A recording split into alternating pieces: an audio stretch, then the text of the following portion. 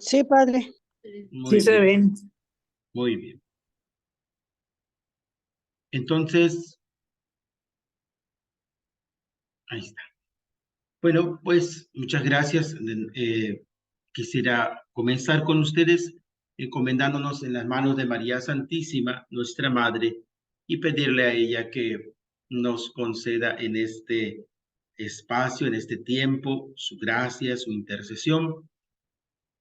Eh, Vamos pues en esta confianza en las manos de Nuestra Señora a decir juntos en el nombre del Padre, del Hijo y del Espíritu Santo. Amén. Dios te salve María, llena eres de gracia, el Señor es contigo, bendita eres entre todas las mujeres, y bendito es el fruto de tu vientre Jesús.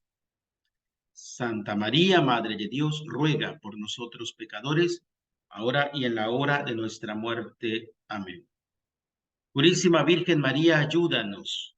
Purísima Virgen María, ayúdanos. Purísima Virgen María, ayúdanos. Estamos reunidos en el nombre del Padre y del Hijo y del Espíritu Santo. Amén.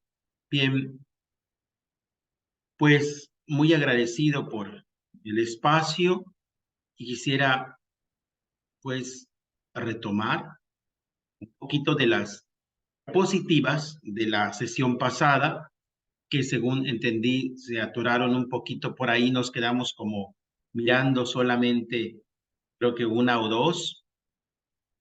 Y pues bueno, poner aquí, ¿verdad? Retomar eh, estos aspectos nada más. Estábamos mirando los criterios que tuvo la Iglesia para saber que un libro es inspirado. Y primero, pues, citamos criterios para el Antiguo Testamento. Hablamos de el texto griego de los 70 y decíamos que en esta Biblia de los 70 pues aparecían estas palabras que ya luego iremos clarificando, libros protocanónicos y también los deuterocanónicos, obviamente del Antiguo Testamento. Destacábamos que este es un texto griego, ¿verdad? Porque al abrirse el cristianismo a la gentilidad y a la cultura helenística, la escritura judía utilizada por los primeros cristianos fue este texto llamado así de los 70, ¿no? Y decíamos también en, en estos criterios para ver si pues, es un libro inspirado, estaba el elemento del uso en el culto. Se utilizaba en la liturgia ese texto, en la liturgia sinagogal se leía por ciclos, cubriendo prácticamente cada 3 años, y estaban así pues distribuidos los libros de la Torá y de los profetas, ¿no? Después la lectura se extendió también hasta los escritos. Bueno, también hablábamos de que había otro elemento, el uso en los escritos del Nuevo Testamento. Y bueno, eh,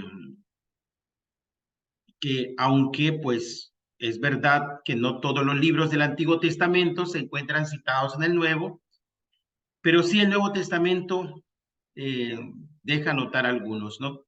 Jesús a veces en sus eh, charlas, al hablar a la gente de su tiempo, decía, no han leído ustedes lo que se dice en, ¿no? Entonces citaba mucho el Antiguo Testamento y por supuesto, sí, como buen judío, conocía la Torah. Y luego una cosa muy importante, pues ver que la versión que se manejaba, por lo tanto, en esos tiempos, pues era la versión de los 70, ¿no? Jesús citaba la versión de los 70 que acabamos de mencionar. Bueno, y luego está también el tema aquí de, para el Nuevo Testamento, ¿qué criterios? Hablábamos de el origen apostólico, es decir, que un libro tenga como autor seguro a un apóstol o alguno de sus discípulos. ¿no? Hoy, por ejemplo, estamos celebrando a San Lucas, ¿no? Médico sirio, discípulo de San Pablo, y bueno, pues se le atribuye a, a él o a la comunidad lucana, ¿verdad? El texto del Evangelio de San Lucas. Igual decíamos que el uso litúrgico, de igual manera que hizo la iglesia primitiva de ciertos libros, ¿no? Ya citábamos Hechos 2:42, hablábamos de que se reunían los domingos en la fracción del pan, estaban atentos a las enseñanzas de los apóstoles, a la oración, compartían sus bienes y por supuesto ahí, eh, pues también las primeras comunidades pues van compartiendo estos textos, estas cartas que van llegando y que van teniendo un lugar propio en la liturgia. Luego la coherencia, que la enseñanza de ese libro sea coherente con el resto de la escritura. Luego la ortodoxia, decíamos, ningún libro podía ser auténtico si contenía una interpretación eh, contraria a la ortodoxia, ¿no? Que había bebido de la tradición viva de los apóstoles. Ellos habían sido, obviamente, que sí, testigos de los dichos, de los hechos, de los milagros que Jesús realizó, y por lo tanto, pues, los apóstoles eran ese canon viviente, decíamos, ¿no? Entonces, los textos debían ir de acuerdo a lo que los apóstoles habían transmitido. Luego está la lista, las listas antiguas del canon y nombrábamos precisamente a San Atanasio y también nombrábamos a San Jerónimo. Y San Atanasio en una carta para la Pascua del año 367 enumera, sin duda alguna, todos los libros del Nuevo Testamento. Y luego, 18 años más tarde, en el 385, San Jerónimo también los toma y en esta traducción que ya dijimos en un inicio, hace varias sesiones, ¿no? Llamada de la Vulgata. Entonces, vimos esto la sesión pasada. Ahora, ¿cómo se formó el canon del Nuevo Testamento? Bueno, es importante decir que todos, católicos y protestantes, ya lo dijimos, aceptan como inspirados los 27 libros del Nuevo Testamento, pero ¿cómo se formó este canon? Podemos decir que fue gradualmente, ¿no? Como primer elemento, habría que mencionar que los apóstoles, después de la ascensión de Jesús, cumplieron su mandato. Era una orden, ¿verdad? Hay una orden ahí misionera, un envío. Vayan por todo el mundo. Entonces no había nada escrito de la vida y doctrina de Jesús. Eso ya lo habíamos comentado en sesiones pasadas. Jesús no dijo, tomen este libro de 46 libros del Antiguo Testamento y 27 del Nuevo Testamento. No, realmente él hace un envío misionero, obviamente que como buen judío, y ya lo dijimos, conocía la Torá, conocía los libros del Antiguo Testamento, pero todo el Nuevo Testamento, que es lo que nos toca en esta pregunta, en cuanto a su formación, pues se va dando en una transmisión, en una predicación oral, según como los apóstoles lo recordaron, ¿verdad? Por eso decíamos, ellos eran en ese momento el canon viviente.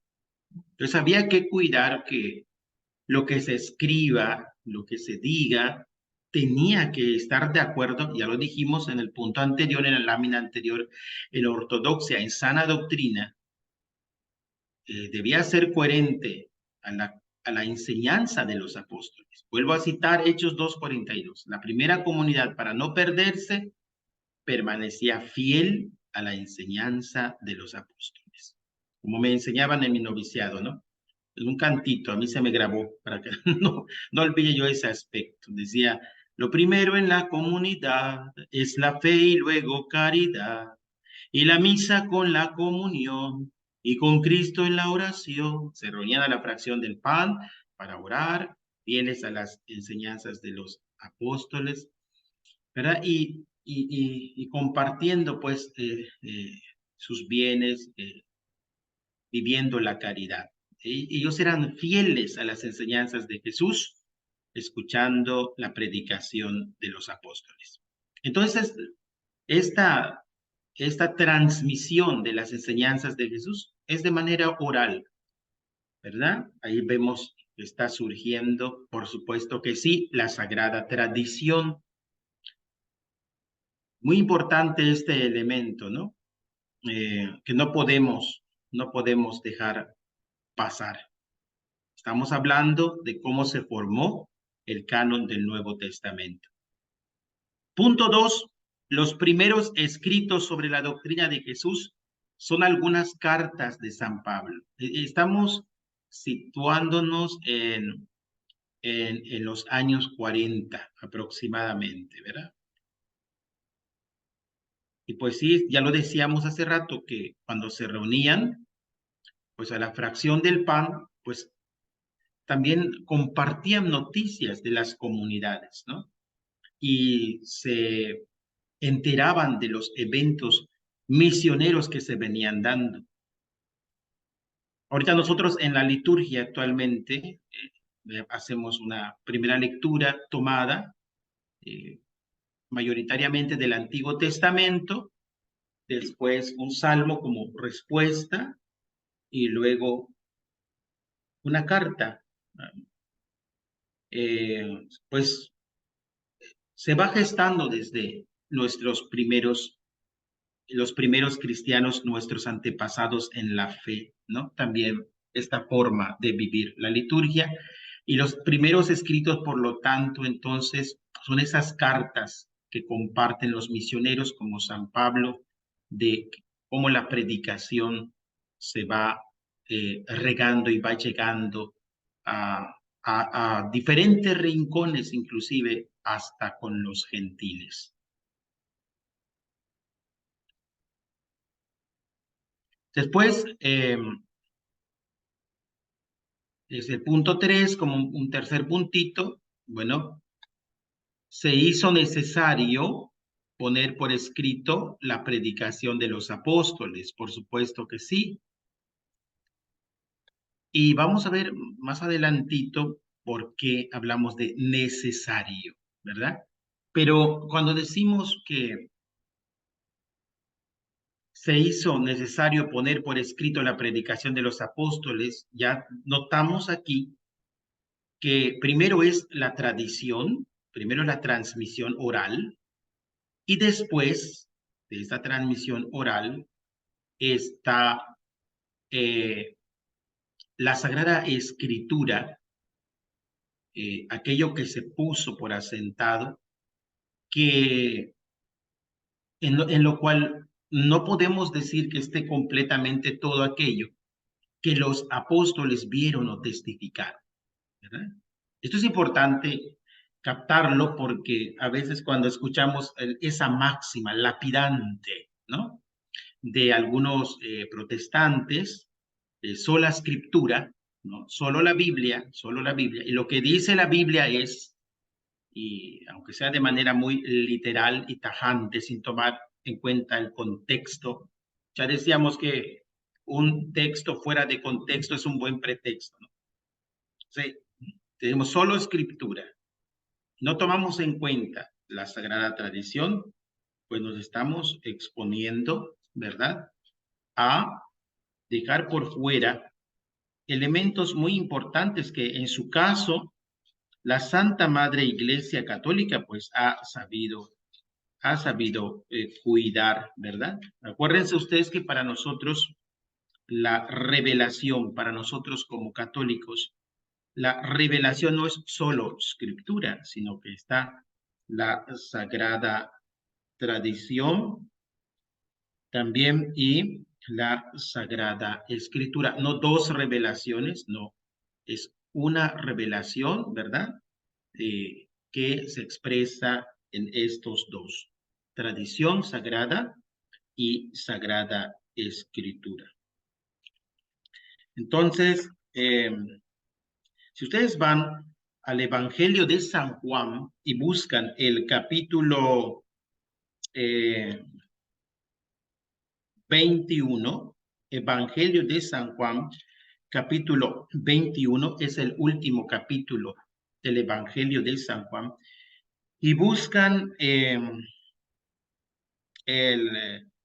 la conclusión, ¿no? Es el verso 24, entonces estamos diciendo capítulo 21, verso 24 y 25, los dos últimos versos de este hermoso evangelio, nos va a decir la Sagrada Escritura todo lo que yo estoy diciendo, todo este choro, todo este rollo que yo estoy lanzando ahorita, lo va a sintetizar en estos dos versículos.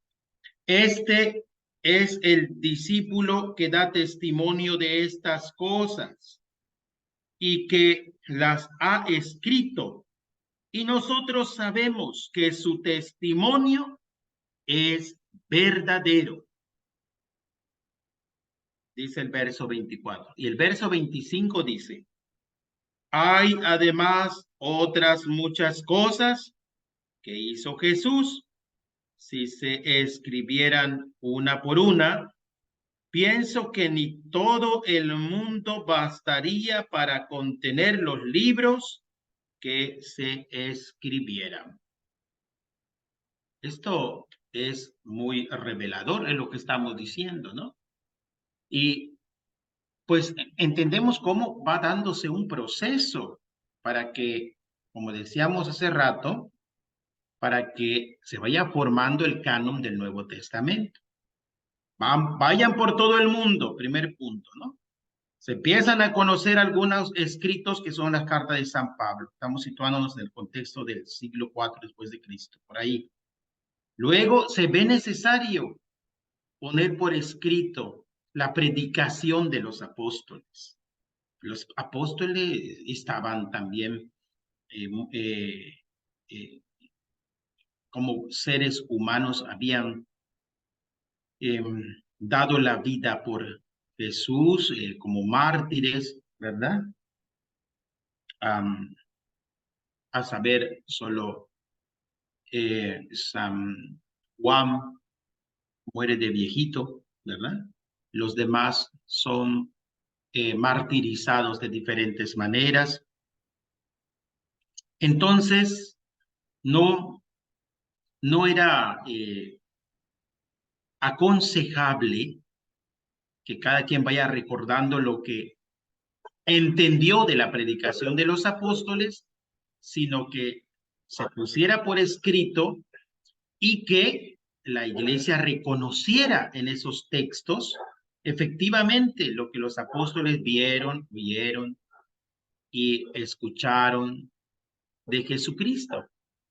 Nacieron así poco a poco todos los escritos del Nuevo Testamento. Se escribieron también otros escritos piadosos, eso es importante, que hablaban sobre la vida de Jesús, pero ponían ahí falsas firmas, ¿no? La iglesia entonces definió el canon, como hemos dicho, el primer canon del Nuevo Testamento fue aprobado en el Concilio de Hipona, estamos en el siglo IV, y fue ratificado, decirlo así, en el Concilio de Trento en el siglo XVI. Y esto ya lo hemos venido diciendo antes, o sea, ya la iglesia manejaba, ya lo dijimos, desde qué siglos atrás, desde el siglo III, siglo IV, más o menos, ya con San Atanasio, con San Jerónimo, lo que venía siendo la lista de los libros del Nuevo Testamento. Ya los daba por asentados, sin embargo, pues los clarifica, estamos siempre en el siglo IV, y los ratifica hasta el siglo XVI. Pero la importancia digo, porque no podemos olvidar que la iglesia, ante esta llamada reforma protestante de Lutero, Zwinglio, Calvino y todos aquellos, pues la iglesia tenía el deber, porque ella es la que custodia, sobre todo ella es la que, voy a usar una, una palabra que tiene validez jurídica, ella tiene los derechos de autor, ¿no? El copyright de el Nuevo Testamento, porque ya lo dijimos, el Nuevo Testamento se va gestando en el seno de la comunidad.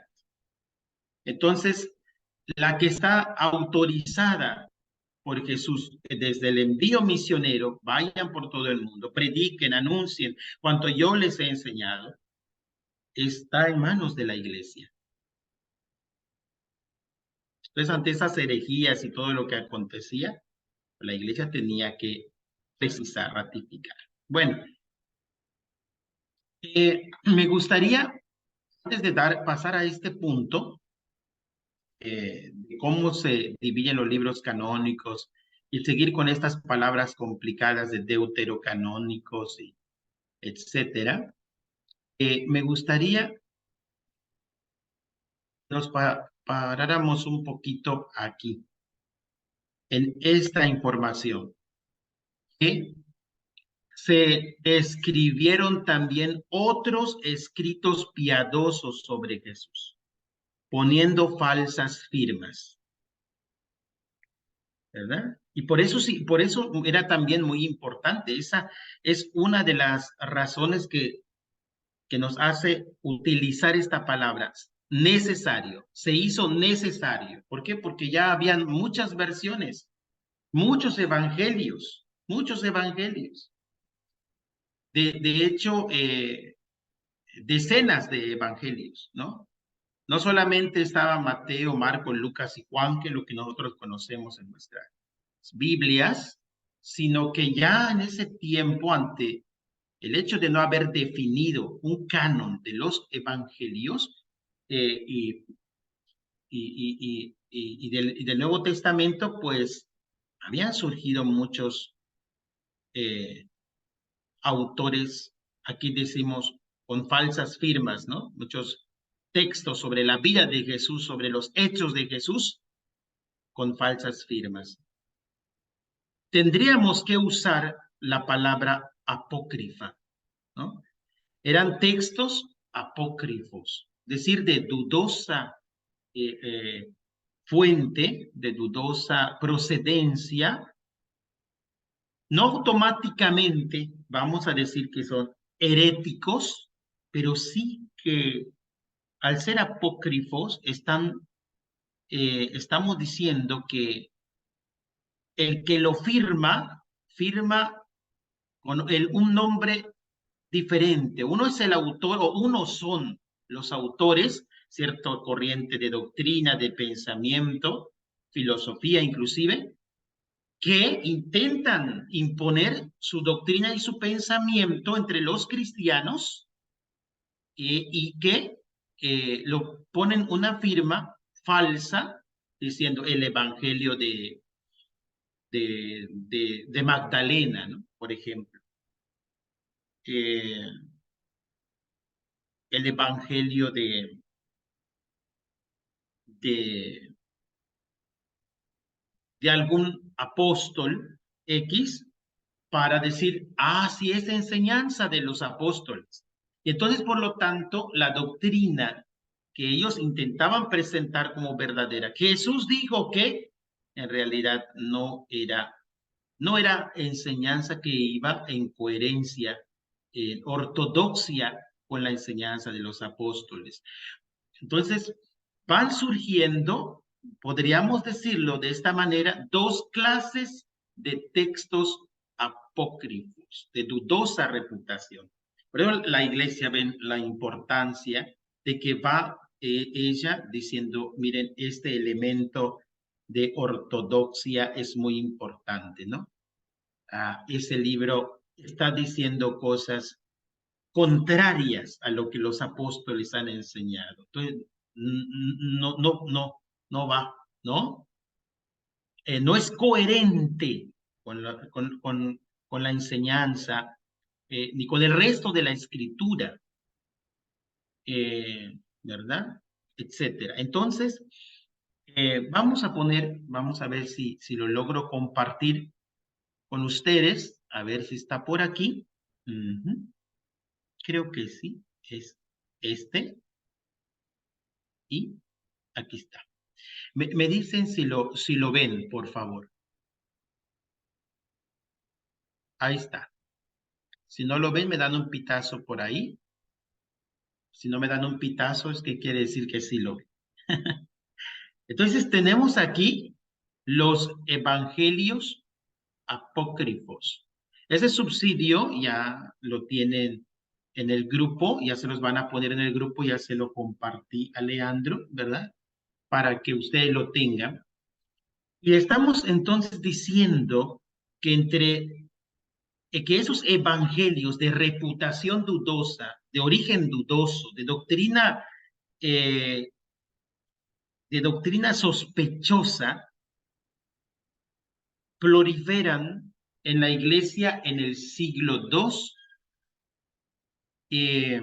en adelante, ¿no? Pues ya dijimos que en el siglo IV ya se van clarificando los textos de los evangelios, ¿verdad? Se van clarificando una lista, citamos a San Atanasio, citamos a San Jerónimo.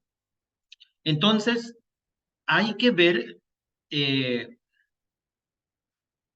eh, de qué clase son estos libros. No todos son iguales, no todos los apócrifos podemos tratarlos o catalogarlos de la misma manera. Y tiene su valor entender esto. Ahorita lo vamos a ver con más claridad. Primero, vamos a hablar de una clase de apócrifos, ¿no?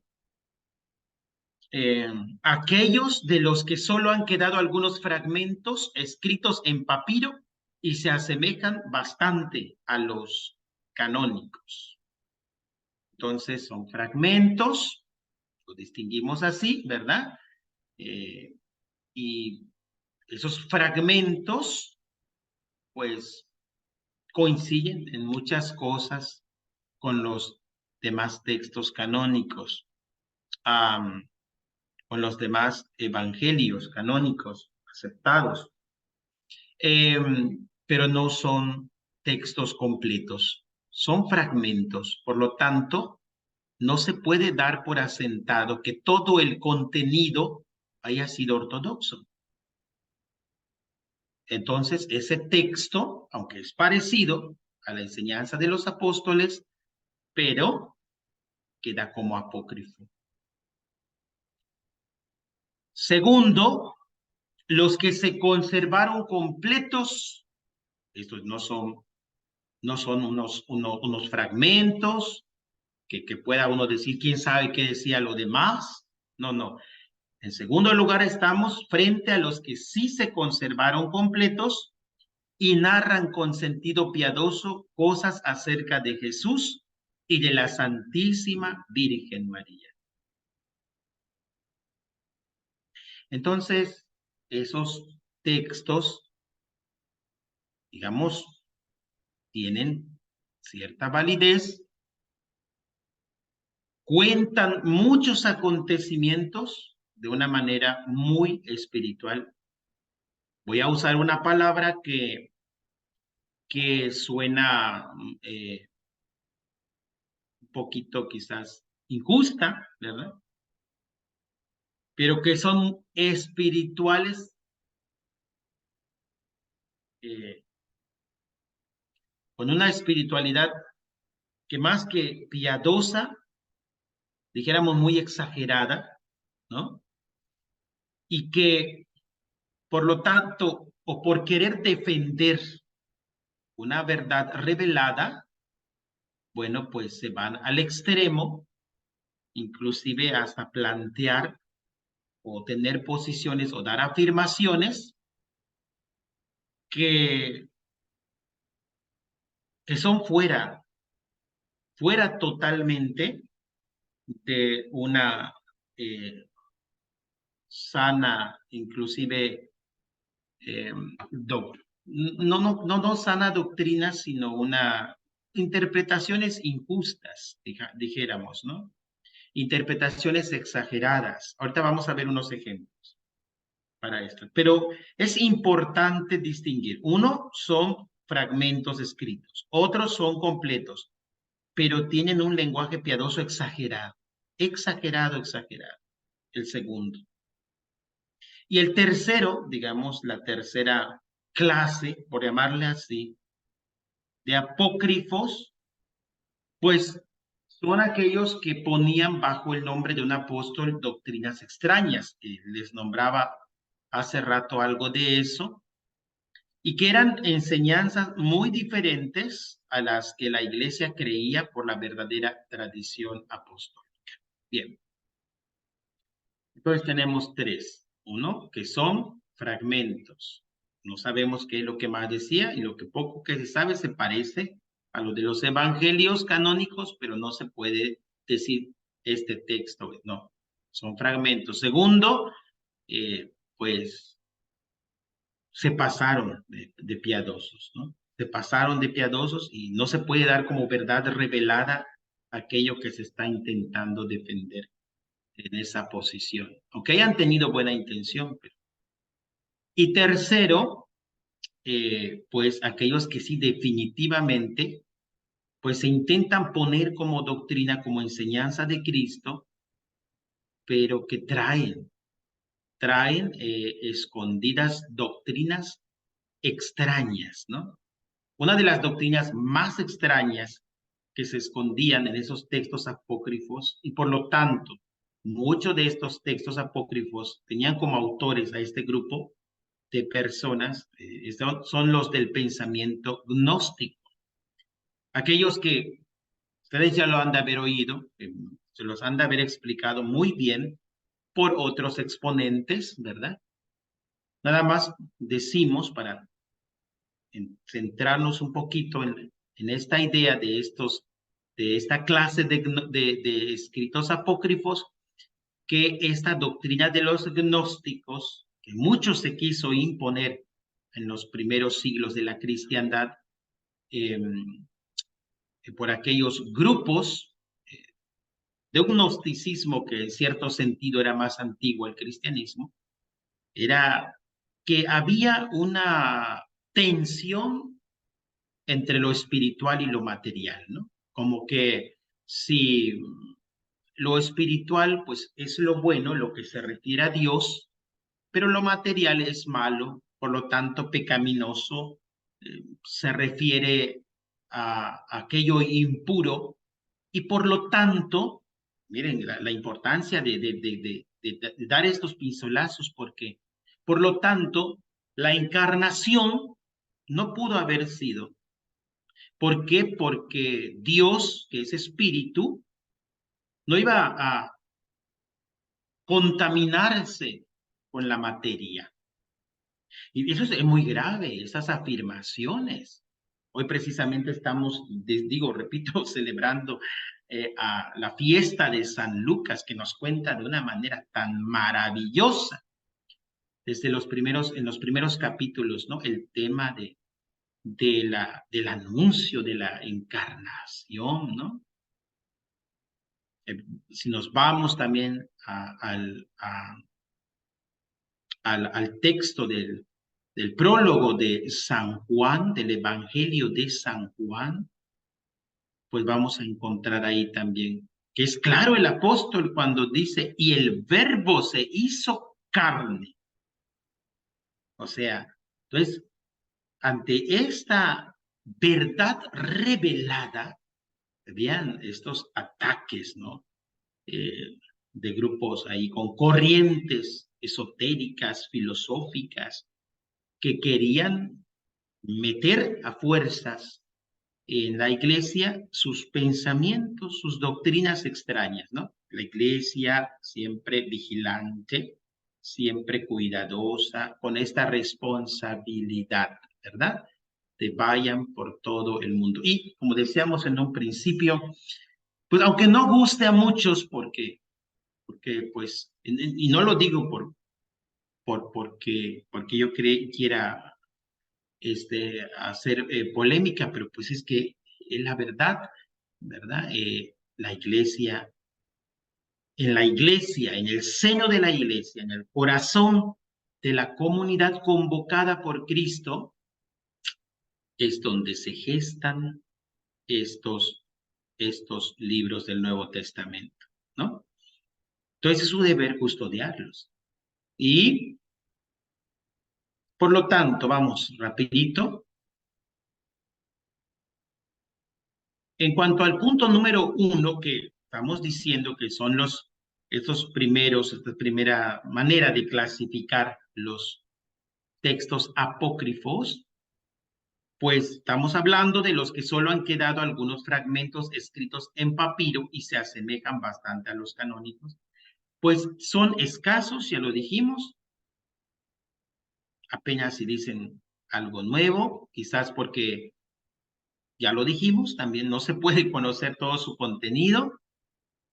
Entonces, a ellos pertenecen los fragmentos del Evangelio de Pedro que narran la pasión. O sea, hay un Evangelio de Pedro que es apócrifo y narra la pasión, ¿verdad? Los, dijéramos, como los fragmentos, los pedacitos, dijéramos, ¿no? Se conserva como apócrifo. No se sabe todo el contenido de ese texto, pero es valioso por su información, aunque no es doctrina revelada. Dos, entre los segundos que se conservaron completos y narran con sentido de exagerada piedad cosas acerca de Jesús y de la Santísima Virgen.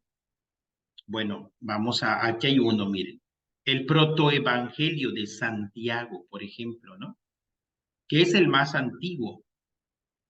Y narra la permanencia de la Santísima Virgen en el templo desde que tenía 3 añitos.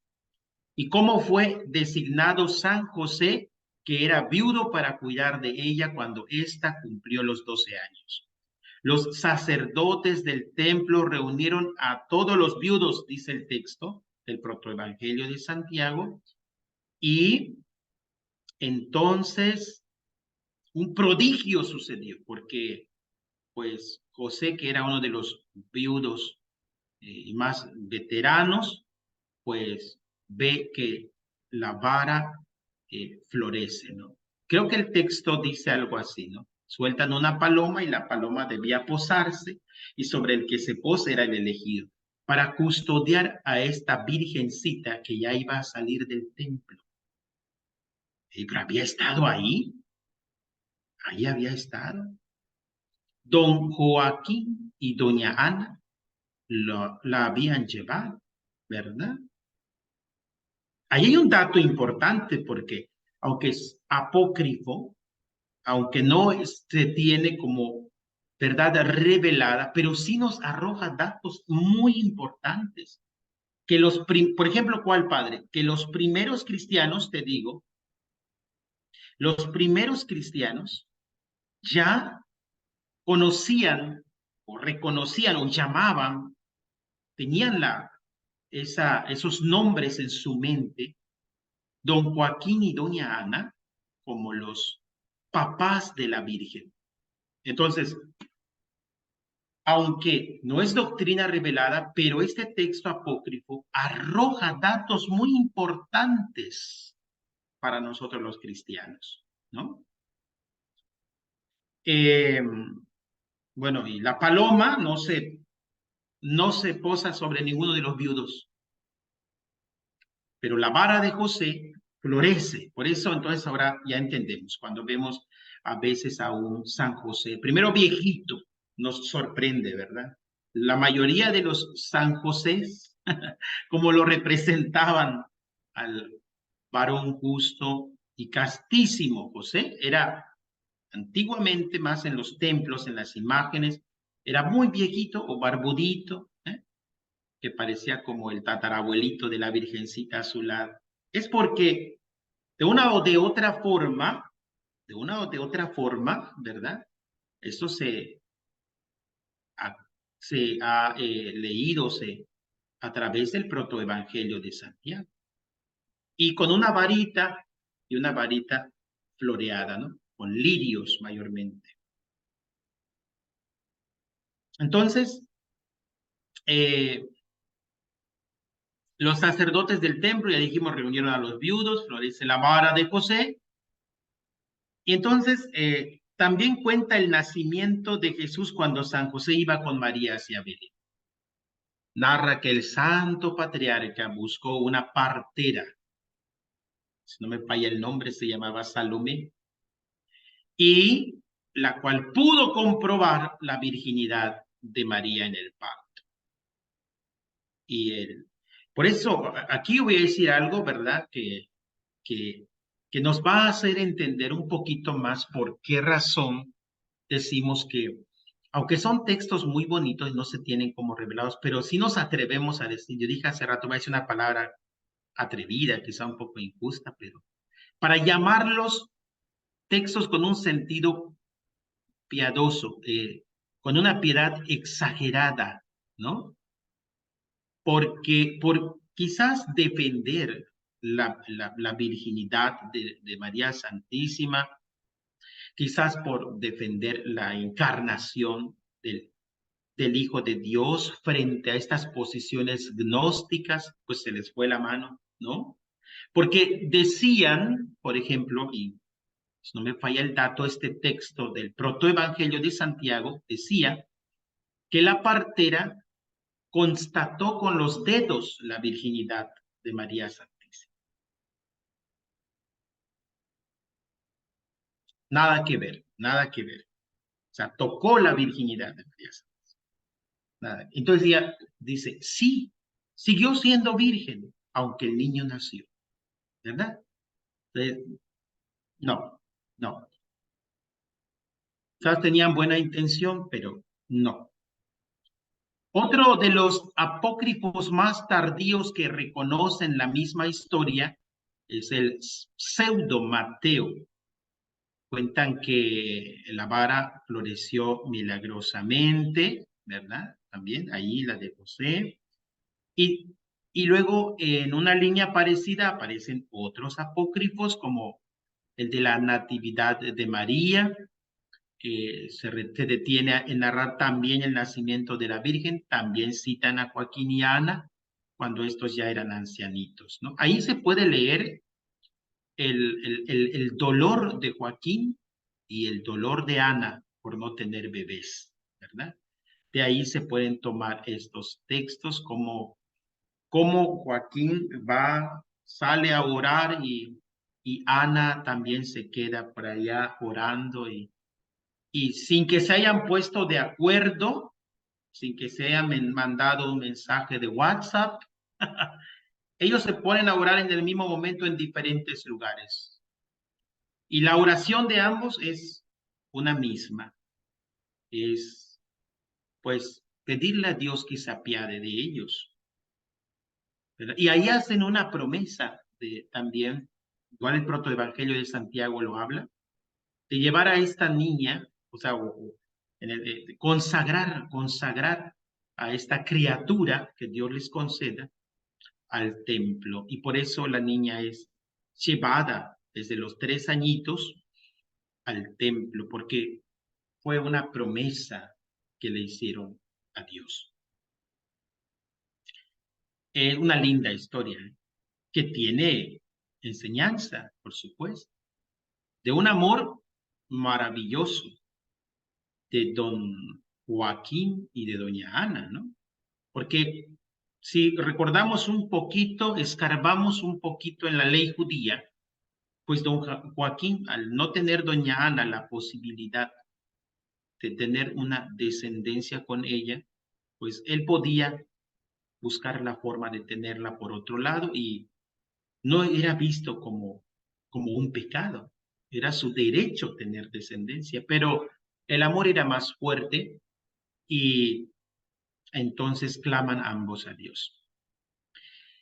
¿Qué más? La infancia de Jesús también, ¿verdad? Se encuentra en esos libros apócrifos, los milagros que hacía siendo niño, los cuenta el pseudo Tomás. Yo recuerdo, y me imagino que algunos de ustedes también, algunas películas antiguas, blanco y negro, en esas teles que tenían sus antenas así, y que cuando fallaban les pegaba uno a la tele para que se vuelva a ver, que ahí aparecían algunas películas, sobre todo las ponían en Semana Santa, donde muchas escenas estaban tomadas de estos textos apócrifos. No creo que sea muy temerario decir de mi parte que muchos eran del pseudo Tomás, que es el que narra más eventos de la infancia de Jesús, ¿no? Por ejemplo, el de las palomitas de barro, que el niño Jesús hacía, soplaba y volaba. Por ejemplo, una vez que andaban buscando a la Virgen María y a San José, porque este niño pues hacía cosas raras y pues según los libros apócrifos, como el pseudo Tomás, tenían que ir cambiando de pueblo en pueblo porque como que el niño Jesús hacía cosas que asustaban, ¿no? Y una vez los andaban buscando porque se cayó un niño que estaba jugando con él a cierta altura y todos decían que Jesús lo había empujado. Y el niño Jesús se tira desde la altura y cuando está ya cerca, el niño muerto en el piso, el niño Jesús extiende sus manos y le dice, se detiene en el aire y le dice, diles que yo no te empujé. Y el niño muerto reacciona y dice, no, no fuiste. Bueno, son, ¿verdad? Eh, aquí están siendo, reubico, estamos en los segundos, en la segunda clasificación, ¿verdad? Aquellos que se narran, textos que se narran con exagerada piedad y que nos cuentan cosas maravillosas de Jesús y de la Virgen, pero así muy, de una manera muy mágica, ¿no? Digo, quizás con la intención de querer defenderse frente a ciertas afirmaciones, pero pues tampoco se puede tomar esa forma de escritura como revelada. La muerte de San José, por su parte, es el tema principal de la historia de José el carpintero, otro apócrifo, ¿verdad? Donde se cuenta que Jesús tenía que 15, 16 años por ahí cuando San José muere, ¿verdad? Y bueno, él de una o de otra forma asume el cuidado de la Virgen. Y acuérdense ustedes que volvemos a escarbar en la ley judía. Acuérdense ustedes que una mujer sola, sin marido, sin un hijo que dé la cara por ella, pues era una mujer considerada con muy pocos derechos, por decirlo así, eh, para no que no suene tan fuerte en medio de la comunidad judía. Debía haber un varón que dé la cara por ella, ¿verdad? Entonces, todavía estamos si seguimos los evangelios canónicos, Mateo, Marcos, Lucas y Juan, todavía estamos en la vida oculta de Jesús. Entonces Jesús es un adolescente cuando, según la historia de José el carpintero, pues muere su papá. Entonces, eh, ya nuestros evangelios canónicos, pues hablan muy poco, como ustedes saben, acerca de la infancia de Jesús y pues ya más se centrará cuando empieza su vida pública, ¿no? En los apócrifos árabes de la infancia, ya más tardíos, se fija la atención en los reyes magos, de los que en un apócrifo etíope se dan incluso los nombres que se han hecho populares. Ah, padre, entonces, ¿de dónde viene el nombre de Melchor, Gaspar y Baltasar? Ya sabe usted, ¿verdad? Y le repito, se toman como una información, ¿verdad? Aunque nosotros sabemos que cuando celebramos la Epifanía y la Santa Madre Iglesia es muy clara en esto, ¿verdad? Y el texto bíblico también dice unos reyes de Oriente. No dice llegaron tres reyes y eran magos. No, dice unos reyes de Oriente. No dice llegó Melchor con su camello, Baltasar con su elefante y el otro con... No, no, unos reyes de Oriente. Porque el sentido es que de la Epifanía, uno de los sentidos de la Epifanía es que hay una manifestación universal, ¿no? El día de la Natividad, los primeros en ver, en enterarse, los primeros en ir a adorar al niño, los primeros a los que se les dice, ha nacido el Salvador, los ángeles cantando, pues es el pueblo de Israel, esos pastorcitos que estaban ahí cuidando sus ovejitas, sus rebaños, y que corren a adorar al niño, ¿verdad? Israel, la niña de los ojos del Señor. Israel, que se le había dicho que de ahí, de su seno, de sus pueblos, de su gente, de su sangre, vendrá un Salvador, ¿verdad? Brotará un nuevo tallo. Eh, y bueno, ya en la Epifanía, pues están unos reyes de Oriente que vienen a precisamente, siguen la estrella, ¿verdad? Para adorar al niño. Y luego, entonces, no solamente es un Salvador que viene por el pueblo de Israel, sino que viene por todos los hombres y mujeres de buena voluntad que abren el corazón al Evangelio del Señor, que quieren convertir su historia de vida triste, sola, dolorosa, dejar que el Señor sane nuestras heridas y amar a su manera y según sus criterios, ¿no? Porque el Evangelio de Jesús pues es un evangelio que se anuncia también buscando nuestra conversión. Bien, en fin,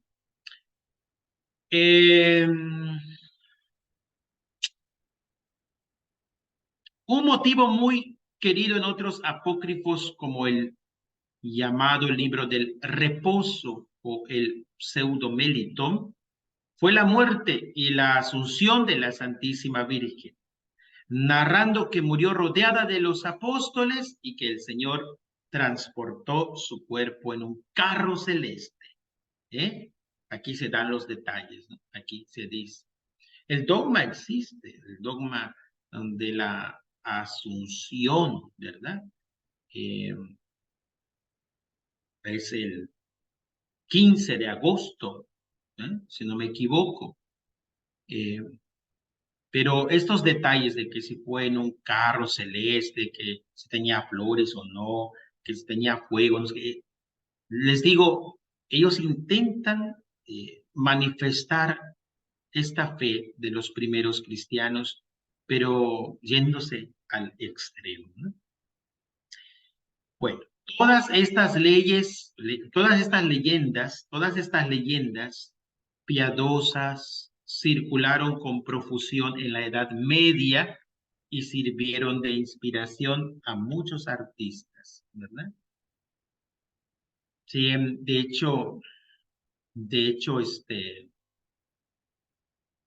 se, podríamos decir que en la Edad Media algunos las tuvieron, estas estas leyendas piadosas las tuvieron como verdaderas, ¿verdad? Eh,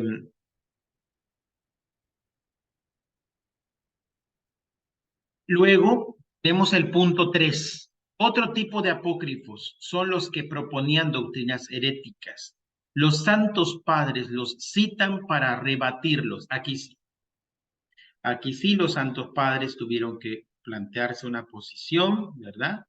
Aquellos que en su momento también fueron custodios de la fe y lo siguen siendo, ¿verdad? Para rebatir esas herejías. Con frecuencia, pues ellos tenían que llamarles así, herejes, ¿verdad? Y pues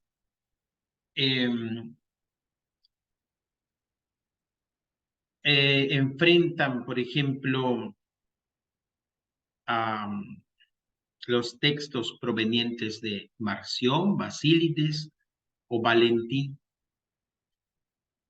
También, por ejemplo, como el de los hebreos o el de los egipcios, es más bien a quienes les dirigían ciertos tipos de textos.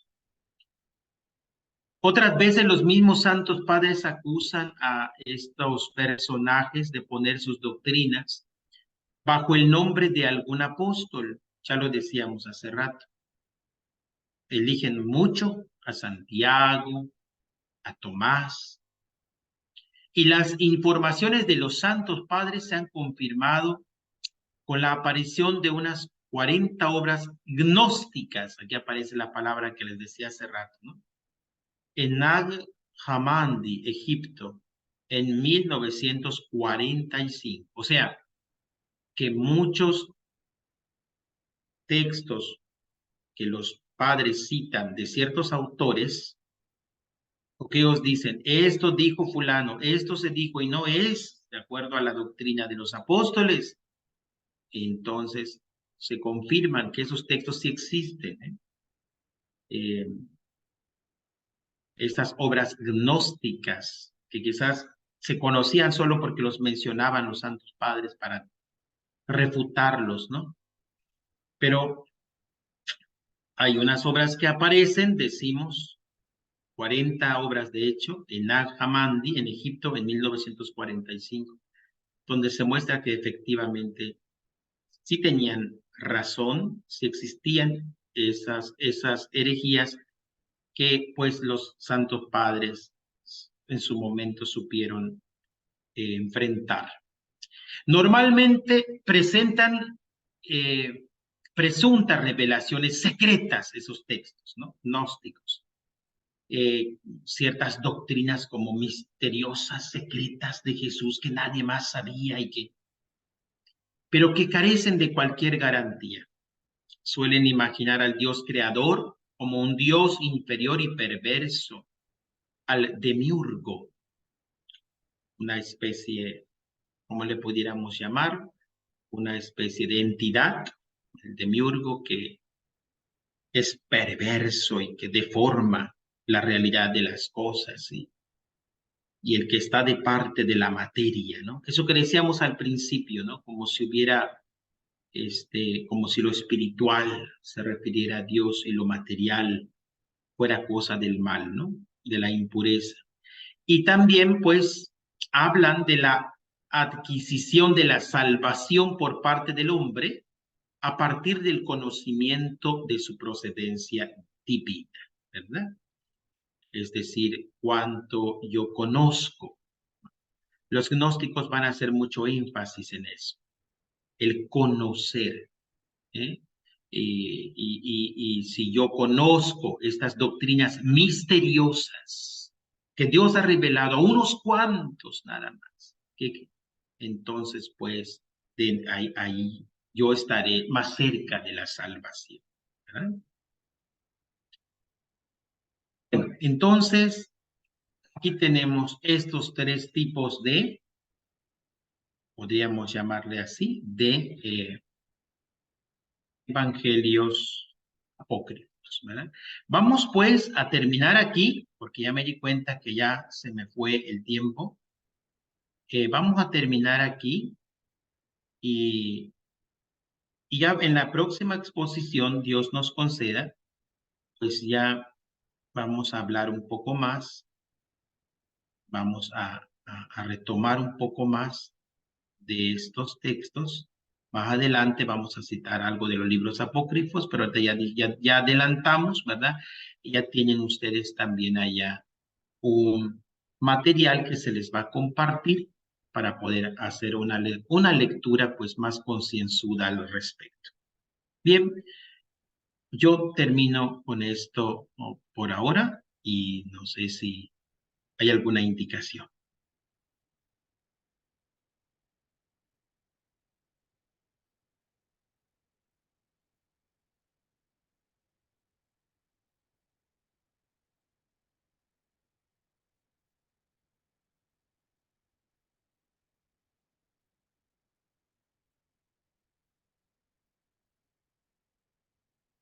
Hola. ¿Cómo está? Aquí estamos, padre. Muchas gracias por